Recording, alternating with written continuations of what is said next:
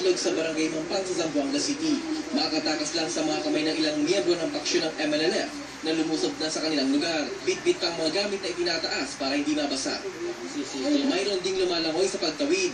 Ang iba nagkakasya sa maliit na bangka para makatawid sa ilog. Tulong-tulong na ang mga sundalo at residente nang makarating sila sa Pampang. Ang mga bata nag-iiyakan. Ito nga isang pamilya na ito ay galing daw sa barangay Mampang at kung saan ay may mga MNLF na raw na nandoon ngayon at hinuhold nga ito nga ilang mga residente na nakatira doon. At tumawid nga sila doon sa may ilog na yun at doon sa mangrove na papunta nga dito sa may barangay Zambuhud kung saan ay ligtas at malayo nga sa mga MNLF.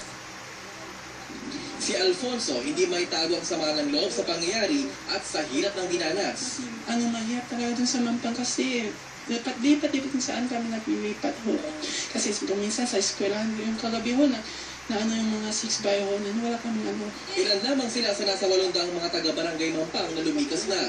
Si Julieta Fuentes nakalikas na kagabi. Kwento niya, pinapasok raw ng ilang miyembro ng MNLF ang mga bahay doon. Huwag na daw kami lalabas. Sabi ko, paano kami nilalabas? Ang bahay namin, wala naman sila. Sako-sako na lang. At tapos sabi ko, sige, mag-ano na lang tayo. Kapag bukas, sabi nila kay na kung daw akyat sila ng bahay. Kasama ang ilang kapitbahay, dito muna sila sa barangay hall ng Zambuhud, mananatili.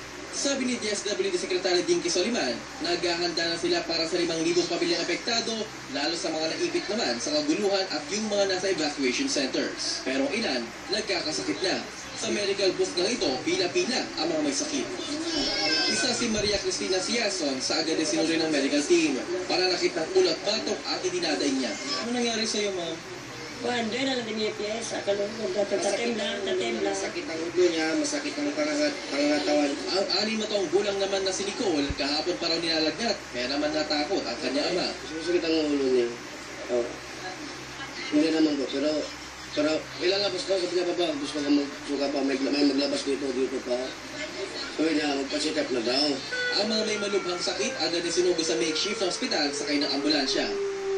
Sa pag-ikot ng GMA News, marami pa rin saradong establishmento sa mismong sentro ng komersyo ng Zamboanga City. Pero dahil nagkakaroon na ng panic buying, may mga ilang nagbukas na gaya ng grocery store na ito.